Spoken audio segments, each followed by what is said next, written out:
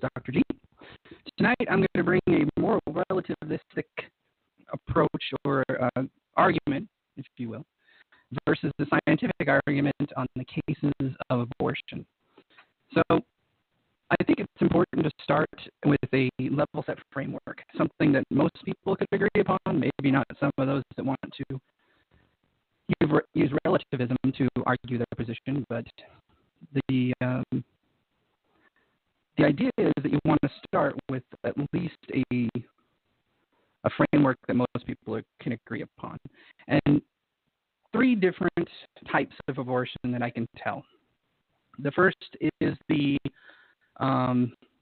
miscarriage, which is the gestation or expulsion of the fetus during the first 12 weeks is where they put that. And typically what happens in that first 12 weeks is if the fetus is somehow not viable and the body recognizes something that's gone wrong, or the mother cannot maintain or carry the child for some reason or whatever reason, the biology between fetus and mother react accordingly, and then the mom has a miscarriage. There's a bunch of different reasons why that may happen. Endometriosis would be one. I have a family member that has had several miscarriages in the first 12 weeks, and it's pretty traumatic when you're trying to have a baby and you just keep miscarrying. It's not a fun thing. So the next one that is plausible is called a contagious abortion, where it's usually seen in animals, but it can happen in people too, where there's an infection or something goes wrong and mom gets sick, and basically the baby is at risk, and then the body reacts and rejects the fetus, and then you have a miscarriage. It could be a late-term miscarriage, 2nd and 3rd trimester. And those can also be pretty messy, both physically and emotionally. There's not much you can do about that. You can always go to the hospital. We have a lot of technology to help us prevent this, but if it's an animal, if they get sick and they can miscarry when they're sick, that does happen a little bit more often than in humans because of our technological advances. And the third one is the purpose inducement of a miscarriage. Purposeful miscarriage is use of technology to purposely remove the baby from the human. This is the one that is most often argued as the pro-choice option of miscarrying or aborting. So you have technically 3 kinds of different types of abortion. Miscarriage, which is body acting normally and doing what it needs to do to let the mother survive. Contagion abortion, which is through sickness, you have an abortion. And the third one is the human intervention, the abortion by choice, where you remove the fetus using medical technology. So hopefully we've laid down at least the framework of where we're going to go. And the only one that really matters in this particular argument is the one that's done by medical technology. Now, there's a few different sides to this moral argument. Let's start on the pro-choice side, which is more of a religious position than any other, and it's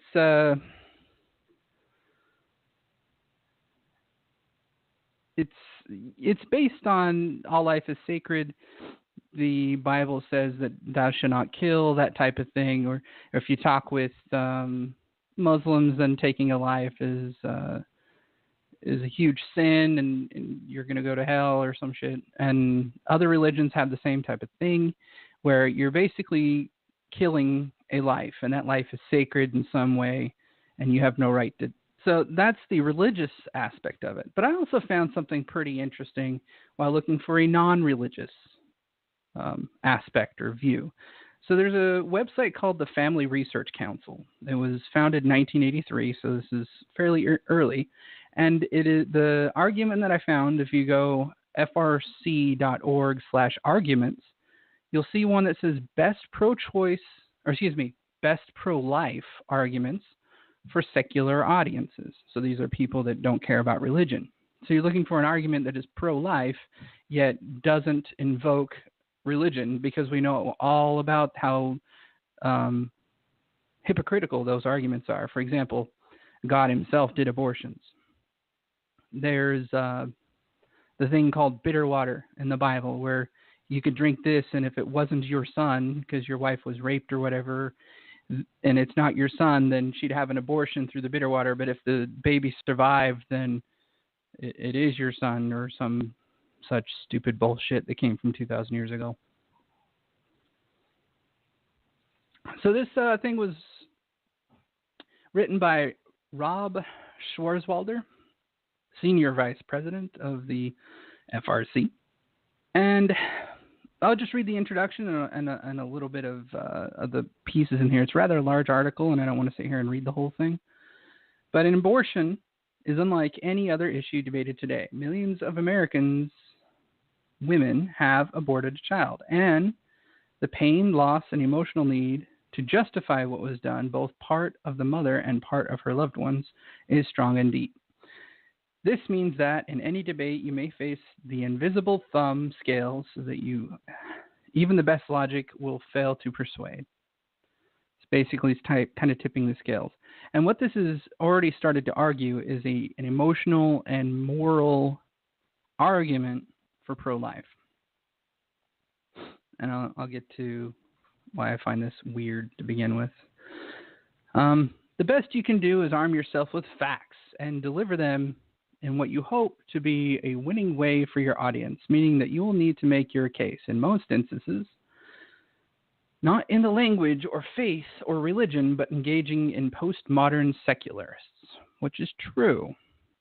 The new secular religions are Black Lives Matter, separatists of segregationists, essentially, not based on any Bible passage, but just merely based on stupid, superficial bullshit.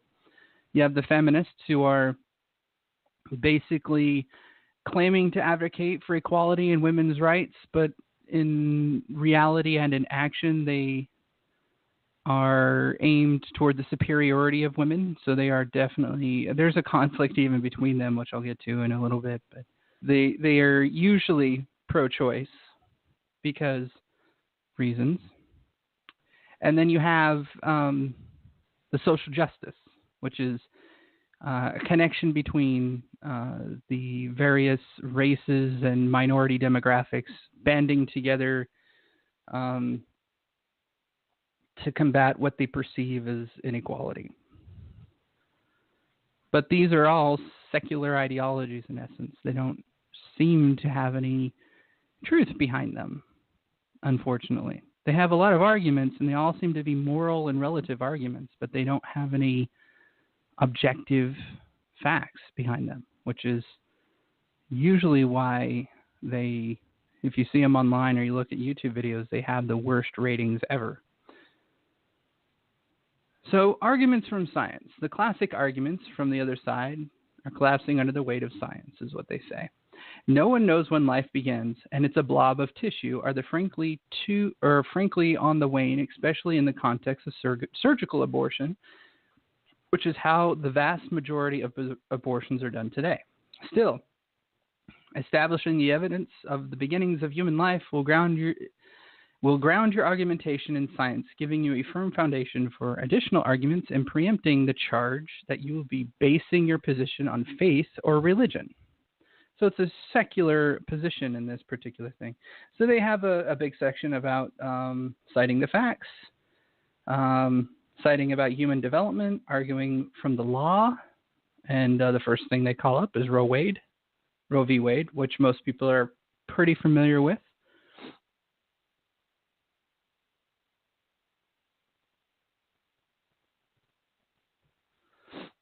So, construction of a pro-legal argument. There's quite a few different points to be made in this article, and perhaps I'll just go over this one article in my YouTube channel from a critical standpoint. Actually, I don't know if I agree with it yet or not, because I read most of the way through it, but when it started to get to the legalese, I particularly stopped because it wasn't relevant to this particular episode. So, now that's the pro-life argument from a secular position, is to take a look and try to remove the religious aspects of it, of all life is sacred, even though God did abortions to begin with, and try to use scientific arguments or legal arguments or positional arguments. Now, that has some merit, but that doesn't necessarily include the choice of women and whether or not they want to take the life of a child or not, depending on what they want to classify a relative or argue a moral relative stance from. So here's one that I found that's on the opposing side. It's from MIT, prochoice/www.reasons.html. This is from the MIT website. If you care to search up pro-choice arguments or pro-choice reasons, you'll find this. Posters, resources, facts, events, so on and so forth. I can't tell if this is just the pro-choice group or not, but it became fairly apparent where they came from, and let's read on.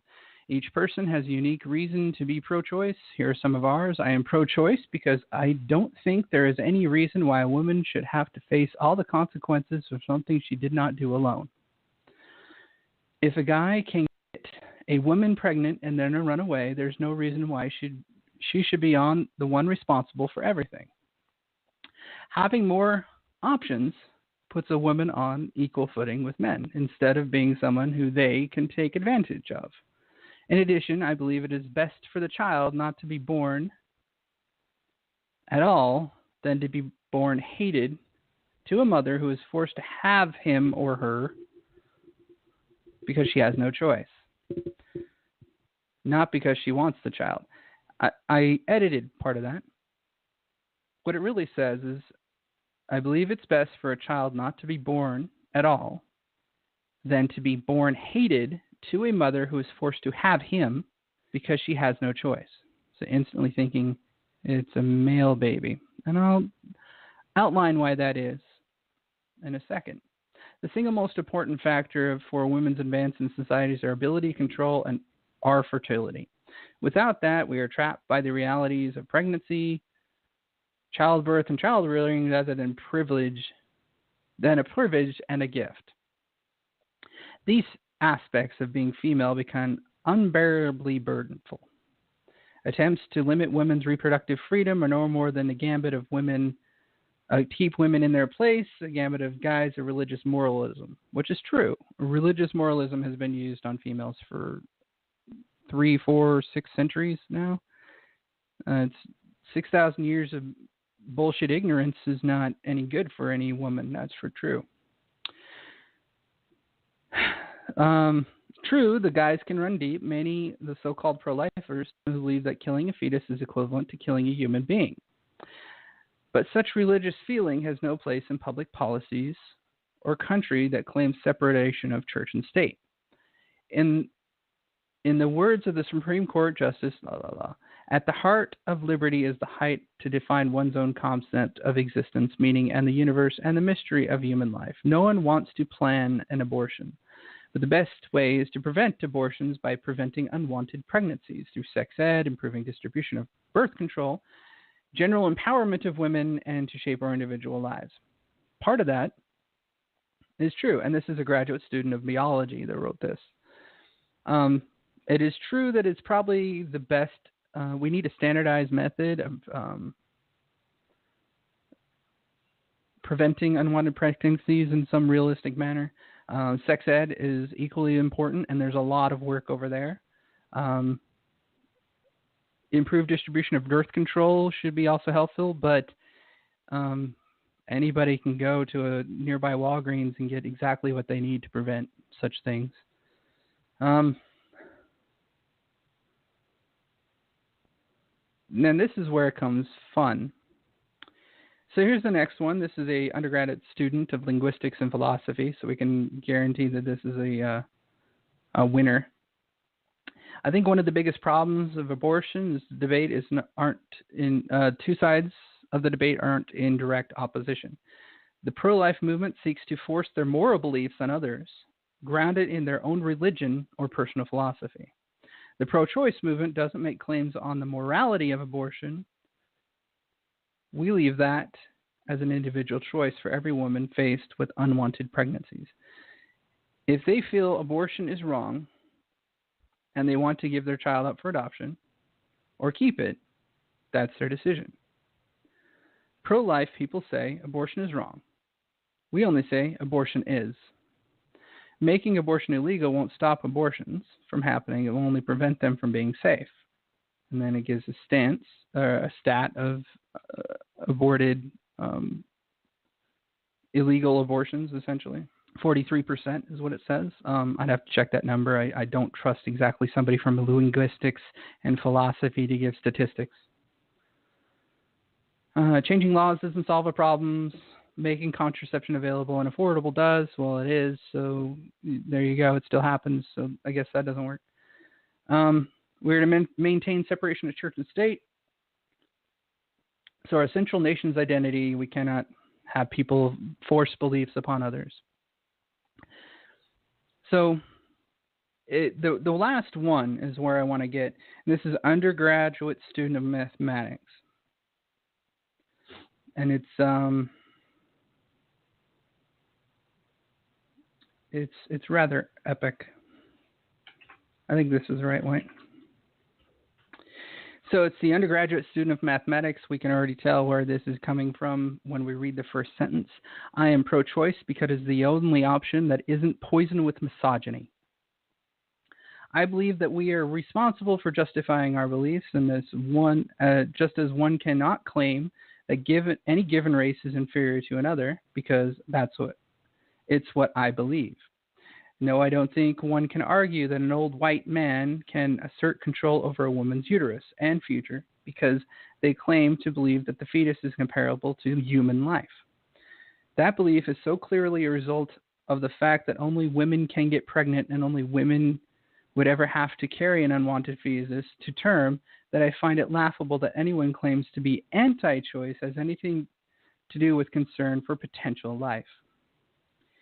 Anyone can really believe that abortion would even be an issue if men had to face the possibility of giving birth and raising the child because of one night of failed contraception. So clearly, this is a feminist argument. You can see that the feminism has attached itself to this particular argument of pro-choice quite heavily. So you see a lot of moral grandstanding that you can't prove that it's a life. You see a lot of standing in these articles that it's unwanted pregnancies and people need access to contraception, right? So to continue on with that, the moral arguments between each depend. The religious moral argument is life is sacred, and I reiterated that. The secular one is a little bit more interesting, and we're about to cover that in a second. And then you see the pro-life argument that you can't prove that it is a life to begin with, and you're interfering with women's choice. And one of the better arguments that come out of here is it takes two to tango, and if the guy ditches, well, then what are you going to do? Well, let's discuss at least the first part, which is the contraception, which seems to be that it's not available for anyone and everyone, and that's just a big issue. So on the WikiHow website, there is a section called Prevent Pregnancy. If you do prevent/pregnancy or prevent-pregnancy on wikihow.com, you'll find this article. There is 5 methods that they provide. There's the barrier method, hormonal control, behavioral methods, surgical, and preventive pregnancy after sex. So let us be clear first. You cannot get pregnant unless there's two people involved. And that includes getting sperm from a sperm donation clinic or even on the side, because I've heard of people going to Craigslist of all things to get a active donation of sperm from some random dude, which is disturbing, but it happens. At any rate, there's 5 basic methods that you can prevent getting pregnant in the first place. So if there's 5 methods, I would suggest that there's no excuse for one to get pregnant. Although, I have to admit, I have met at least one person in my entire life that was born through a condom, through the diaphragm, through birth control, and through spermicide, and she still got pregnant.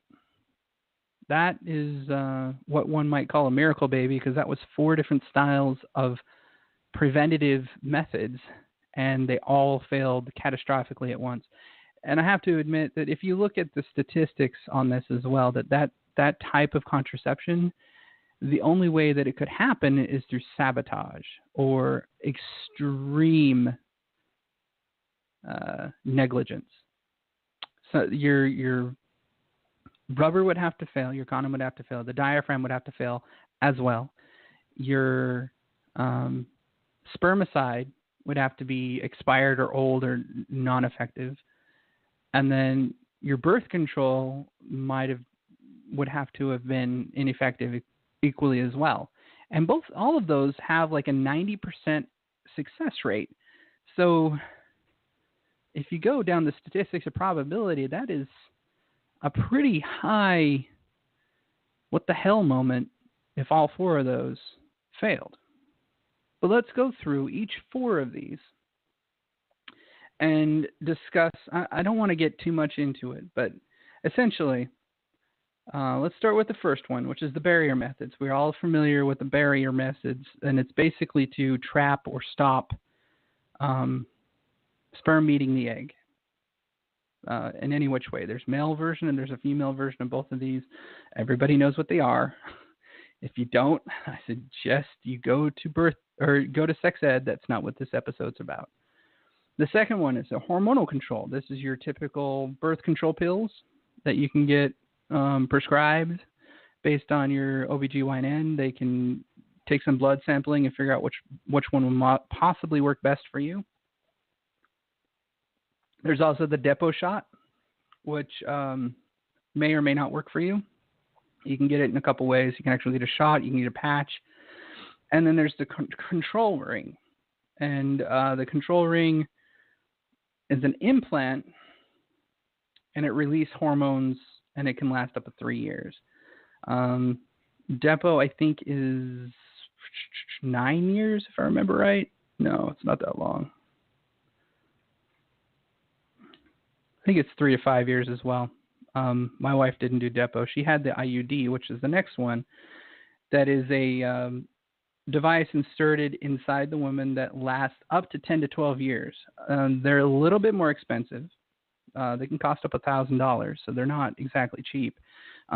Insurance covers most of that, believe it or not, especially if you have a job. And it's very effective. My wife went almost 10 years and never once had a baby. I've heard of somebody else where this thing fell out, and as soon as it fell out, they had a baby. There's behavioral methods. This is method 3. And we all know what behavioral methods, this is the one that religious push the most, is chastity, basically abstinence. They want you to abstain from controlling your urges, wear a girdle, do something like that. Religious practices such as male and female genital mutilations are a part of behavioral control. They were developed to try and enforce people to not want to do or have sex. So that's where they came from, and that's one of the things that the reasons feminisms and the feminist and secular arguments hate the religious ones, because they don't work when it comes to solution. And then we also have fertility awareness. You can check your dates. Hopefully you get your cycles right, but women's menstrual cycle can fluctuate, so it's not entirely that accurate. Sometimes you can do temperature gauging. There's method 4, and this one's usually more permanent. I don't know how else to put it. You can cauterize, tie and cut, or bend the fallopian tubes, which makes a woman sterile. You're done. Same for the men. You can have the vasectomy, which is to cut the tubes away from the testicles. You're done. No more kids ever. Both of those methods are 100% effective from what I understand. I've heard 99 and 98% effective. You can still get pregnant. And the reason why they say that is, in fact, you have several eggs that typically will fall or can fall, and they sometimes stick to the inner lining. So every time you actually have a period, you're not losing all the eggs, potentially. This doesn't always happen, and normally this is 100% effective. You basically cut them off, and you're done. No kids ever again. Then there's the last one, which is the preventative pregnancy after sex. So you have the morning after pill is what it's often referred to as, which is a just in case. It basically makes you go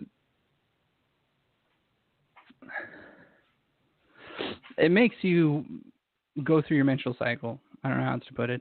It's pretty. Sometimes it makes people sick, and it's usually used as a last resort. Although lately it's been used as, I just had unprotected sex, I might as well go do this and get that morning after pill. It basically forces a miscarriage or a natural abortion. So that's preventative measures that you can do, and there's 5 of them. If you want to read more, check out WikiHow Preventative Pregnancy. There's an additional information I want you to take up and take a look at, because I find this argument absolutely ridiculous. If you go to, say, Walgreens.com, CSV will have the same thing. So you go and search for condoms, make the male be responsible. $15 to get a full pack of 10. $16.79, excuse me, for a pack of 36. If you can't afford that and you want to go just gallivant and you're going to a bar where drinks are $10 a head, you're a piece of shit as a guy. There's no reason why you shouldn't be prepared. For women, I'm probably spelling it wrong.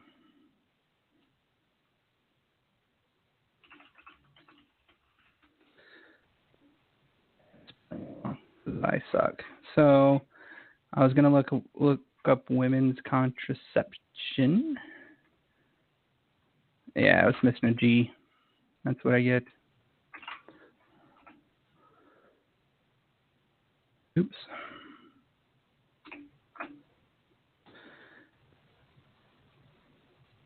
Huh.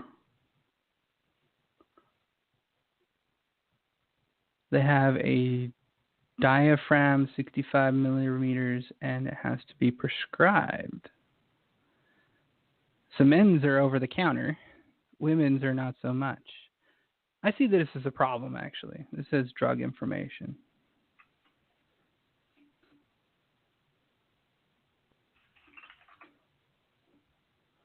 I'm going to search this up real quick.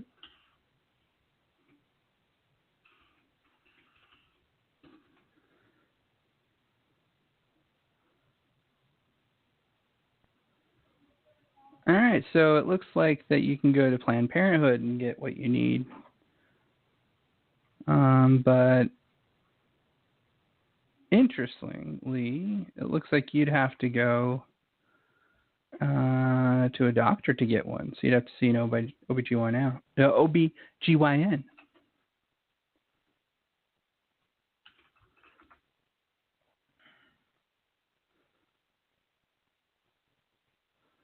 Here we go. PlannedParenthood.org. Let's see what they say. Where can I buy a diaphragm? You can buy a diaphragm at a pharmacy, drugstore, or health center after you get a prescription from your nurse or doctor. Diaphragms are not one size fits all. They come in different sizes. Your nurse or doctor will fit you. Interestingly, that's interesting. So it's not like men's contraception. It's, which, ours is flexible and it's external, so it kind of makes sense. It's easier to get a hold of. Getting a diaphragm will cost anywhere between nothing and $250. That includes the cost of an exam, fitting, plus your cost of diaphragm. Spermicide can cost around $5 to $15, and that's one of the other ones that was mentioned is spermicide. So the cost is a hell of a lot more, which is not cool, but I can understand because they have to be custom fitted, which is a little bit more difficult because they can't be mass produced like condoms can. That's real simple to do. So it's kind of understandable, but at the same time, it's ridiculous that it costs more. All right, so let's move on into facing the moral argument on its head. I'm going to first address the most common argument that I saw in the pro-choice side, based on the MIT article that had 5 or 6 different feminists kind of respond. And you see every time that they say you can't prove that it's just a life, that it's human life, it's just a clump of cells. You'll often see that argued. You'll hear from the religious people that no, it's not just a clump of cells. I believe life starts X. Well, I'm curious because I kind of sit on the fence in this. I'm pro-life and pro-choice. I'm pro-life because of science. I'm pro-choice because if you want to kill a baby, that's on you. It has nothing to do with me. If it happens to be mine, I'll try to convince you otherwise. But chances are you won't. And what will end up happening is I will never talk or see that person again. Mainly because I find the action of killing life reprehensible. But let's get into that right now, in fact. I want to read a section from, where did I put it? Oh, apparently I moved the link.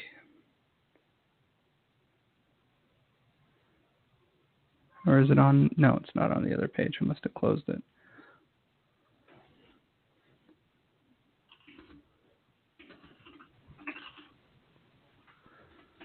There was a link that I had up and I closed it. So give me a second. From Princeton, this is from Princeton EDU. It's an article that was published in the International Journal of Sociology and Social Policy, written by Diane Irving, MA and PhD. So a doctor.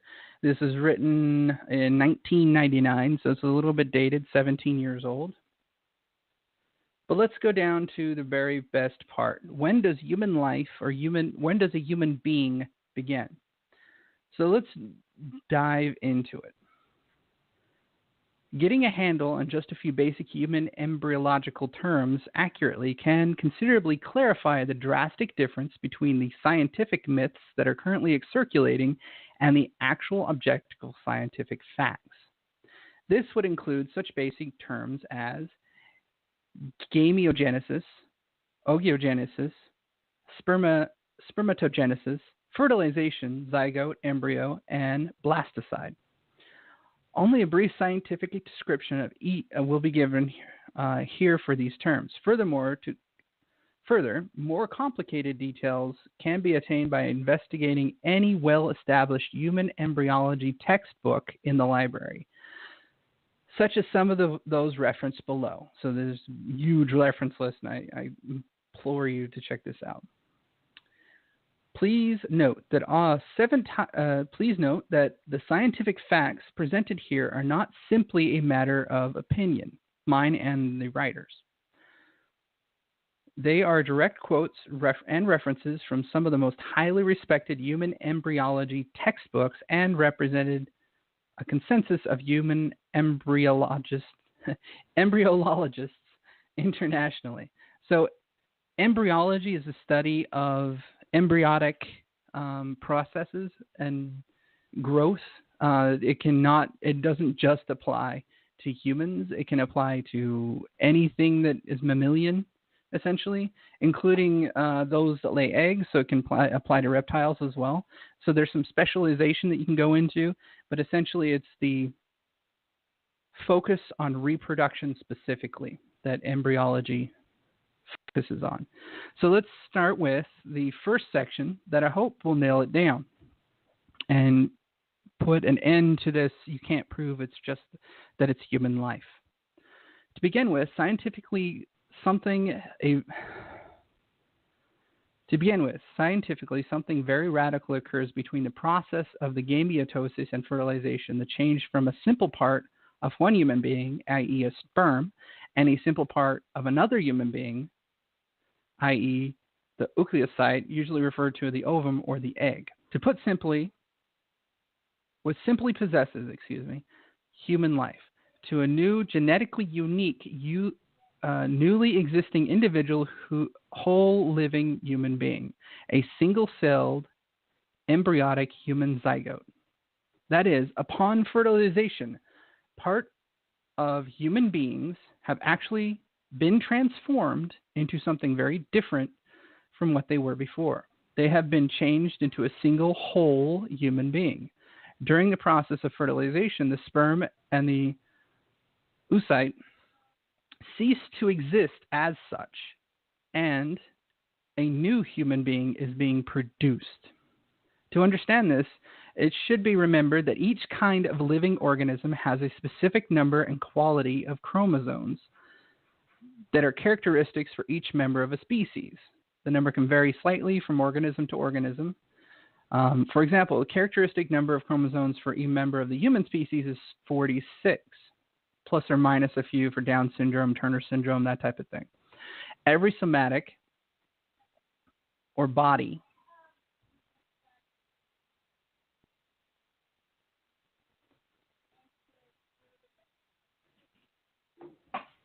just one second.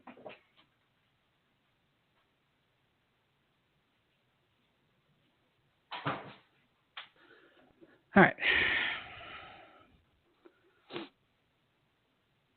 I lost my spot. Every somatic cell in a human being has this characteristic number of chromosomes. Even the early germ cells contain 46 chromosomes. That it is their only mature forms, the sex gametes, or sperm or oocytes, which later contain only 23 of each. Sperms and oocytes are derived from a primitive germ cells developed in the developing fetus by means of a process known as gameotosis. Because each germ cell normally has 46 chromosomes, the process of fertilization cannot take place until the total number of chromosomes in each germ cell are cut in half. This is necessary so that after the fusion of fertilization, the characteristic number of chromosomes in a single individual member of the human species, 46, can be maintained. Otherwise, we would end up with a monster of some sort, as they put it, which is true because then you would not have reproduction. To accurately see why a sperm or oocyte are considered only possessing human life and not as a living human being themselves, one needs to look at the basic scientific facts involved with the process of gameotosis and fertilization. It may help keep in mind that the products of gameotosis and fertilization are very different. The products of gameotosis are mature sex gametes with only 23 instead of the 46 chromosomes. A product of fertilization is a living human being with 46 chromosomes. Gameotosis refers to the maturation of germ cells resulting in gametes. Fertilization refers to the initiation of a new human being.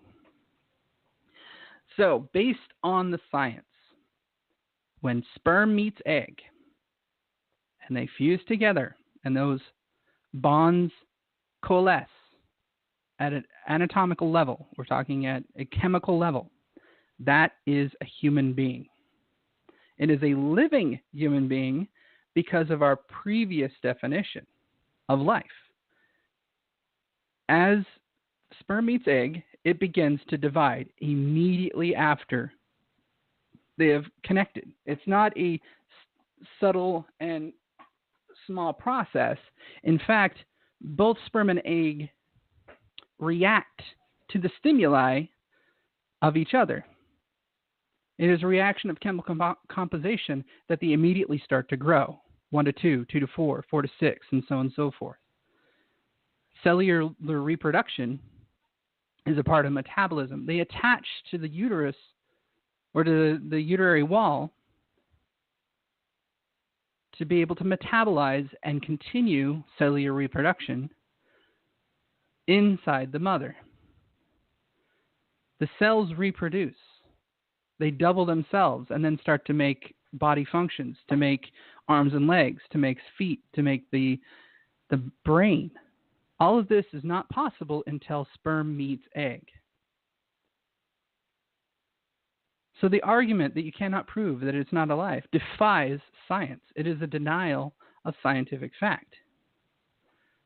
The very beginning of a human life is at conception, according to science, according to embryology, according to the definition of life. So the first myth that's appropriated by the feminist movement is that you can't brew, it's just a zygote, it's just a clump of cells, is defying science. It is not true. It is a life. It is more than just a clump of cells. It would not exist if it was not fertilized, and it couldn't have been fertilized without two to tango. So that's just one part of this particular argument. Now, that's just to say that just because it's alive doesn't mean you can't kill it. Well, that becomes a problem here, because when you use moral relativistic arguments, you're trying to justify an immoral action. Morality is entirely subjective, so the problem is, what line do you cross that you're okay to kill people? If it's not born yet, is it okay to kill a person? In some cases, this may be true because your body does it naturally. Miscarriages, stillbirths, late-term abortion, which is the early abortion, where you're prematurely born and probably won't survive, that type of thing. Although we do have medical technology that allows us to get past that problem of our own species. But that moral argument falls on its head. It's no longer a moral argument, because by definition of life, the moment that sperm meets egg, that is life. According to the law, murder is when one human takes the life of another human. So to give you an idea about this, definition of murder. Just dictionary.com. Not as good as Merriam-Webster, in my opinion, but it'll work. The killing of another human being under the conditions specifically covered in law. In the U.S., its specific statutory definition includes murder committed with malice, a forethought characterized by deliberation or premeditation, or occurring during the commission of another serious crime, such as robbery, arson, so on and so forth, is first-degree murder. And murder by intent without deliberation or premeditation is second-degree murder. So, if you kill someone and it's by accident, you didn't do it on purpose, or it's in a fit of rage, you intended to kill them, but it wasn't planned out, in other words, that is second-degree murder. First-degree murder is a planned murder. If we go with the definition of life, which is the reproduction, the growth, the metabolism, and reaction to stimuli, couple that with scientifically concluded fact that once sperm meets egg, it is now a human life because it cannot be anything but human life once it's fertilized. It doesn't magically turn into a dog. The genetic composition isn't the same. We wouldn't be able to crossbreed dog with human. The only outcome between sperm and egg is another human when in context of humans. So in essence, that makes abortion first-degree murder. It's premeditated, it's intended to happen, and it ends a human life. our laws have been molded in such a way that it takes into account that our own bodies commit murder. Our own bodies, or the women's body, men cannot do this obviously, will miscarry. That would be manslaughter at best because it's not intended. Your body just rejected the fetus and spit it out because it's not viable for whatever reason your body decided. So the line drawn that people have moved it to is it's not a fetus does not have rights until birth, until gestation, until it's out of the womb at normal term. In that case, then it can be protected under law because birth is goalpost, if you will. So if you stop a childbirth before the goalpost, then you're safe. At least that might be the legal ramifications in view of it. But if you look at the science and you look at the definition of life, the first argument that it's just a clump of cells that you cannot produce, you can't prove that it's human life, defies embryology, defies biology, and defies the very definition of life. All three of those things push the moral argument of it's okay to miscarry because it's just a clump of cells right out the damn window. However, since your own body does it naturally, why could we not induce it if it's not something that the woman wants? And this is the argument I actually agree with feminists on. The pro-choice option or side is that women can choose to abort the fetus if they want to, especially if the guy ditches. Face it, guys are assholes. And some of them just get a woman pregnant and take off because they don't want to deal with that. On the flip side, women might have unprotected sex as well. They get pregnant and don't want the baby because it will ruin their lives. They have different life goals, career choices, and whatnot. And so in those situations, maybe they go get an abortion because it's a natural process. However, it should not be put upon men at all, that choice. It is entirely the woman's choice to decide whether or not they want to take that life. It's not the man's choice. And this, I agree with feminism, that choice is up to the woman, but I think it should also face the consequences of that choice. You have now ended a life purposefully, with intent, and it is killing the potential of a life that could have existed. The argument of morality being completely subjective would be that it's on the woman. If she decided to abort a fetus, I think everybody should know that she likes to have unprotected sex, and you get her pregnant, and she'll just go and kill it. Not a person you want to be around. If she has that much disregard for human life, why would you want that person around to be an actual mother later in life? Makes no sense to me. You continue on into the other arguments, which are men have no right to dictate what women do with their bodies and such. That's just fine as well. If they want to have that attitude, that is absolutely true. I agree that they shouldn't have anything dictated to them. I'm very much against authoritarianism, where no one should be told what to do so long as it's not doing harm to anyone else. In this case, they are actually harming a life. However, it's also a natural process. So there's a conflict of interest for me there that I have yet to resolve in my own view of whether or not it's okay for a woman to kill a fetus, murder a human being.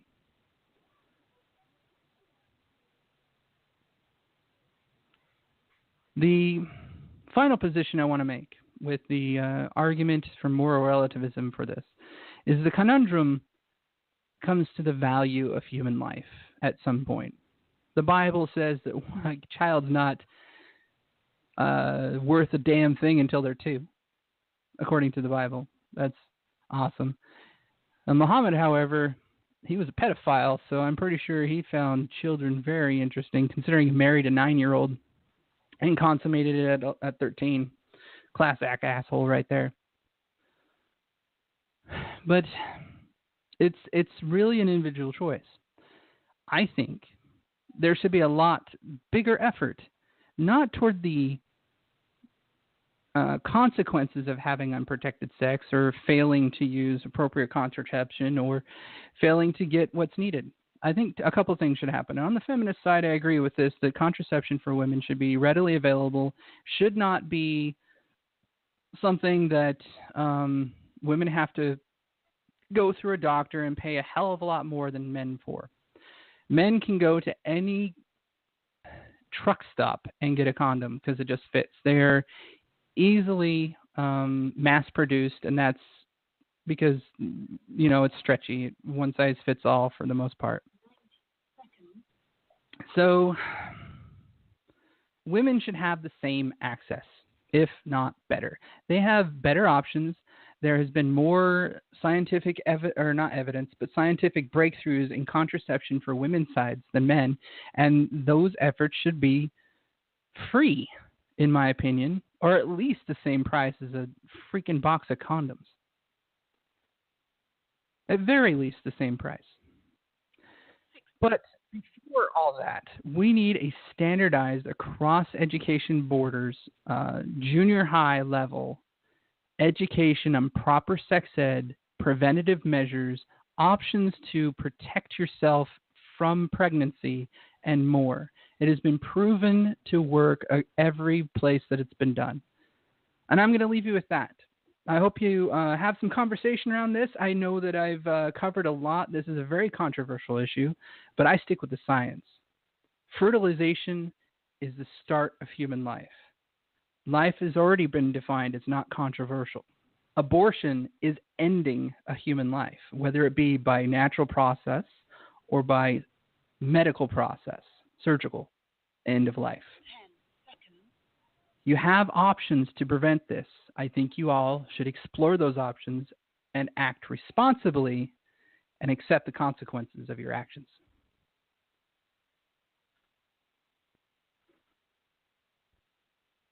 And now I'm off the air. This is the after show of the Axiom Principle. I hope you found this extremely educational.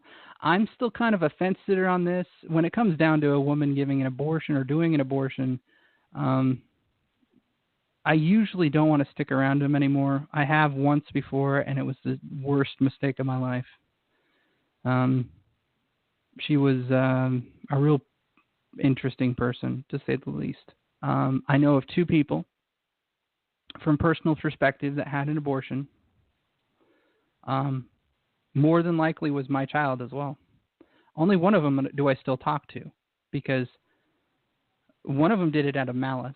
The other one did it because she was so afraid of actually being a mother like her mother that it was causing her mental distress and breaking down. She was freaking out. I don't know how else to put it. It was very traumatic for her because her childhood was equally traumatic.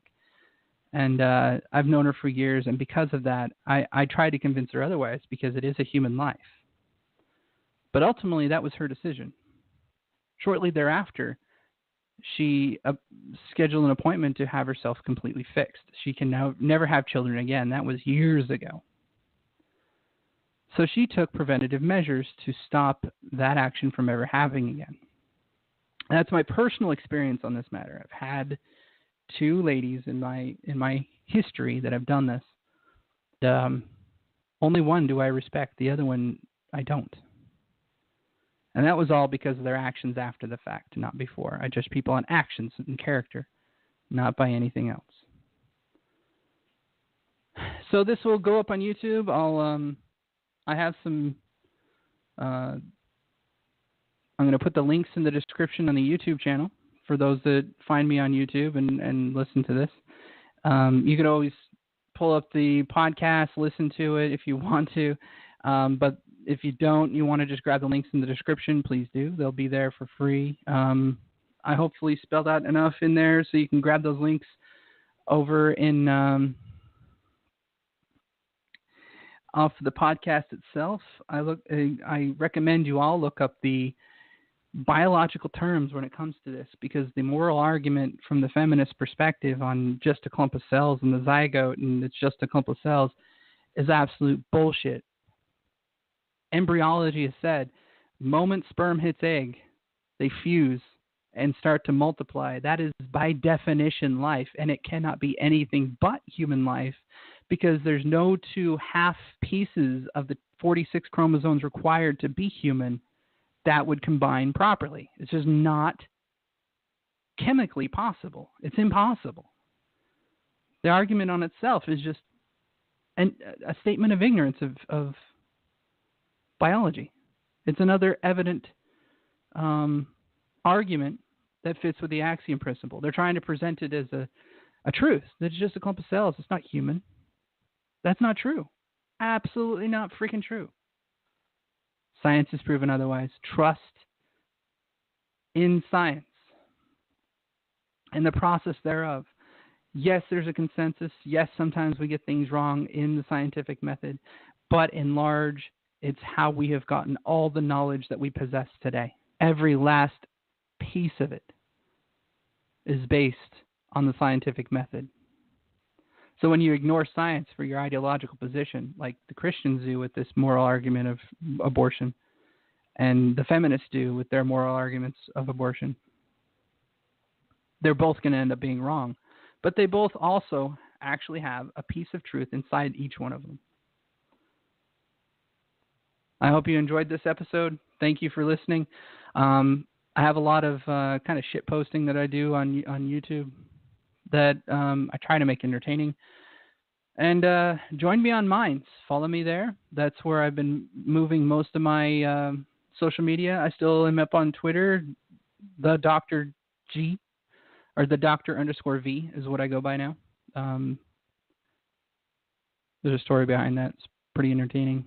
But thank you all for joining. I hope you join me next time. I'm going to put my 2 next episodes up for June, and I'll see you then.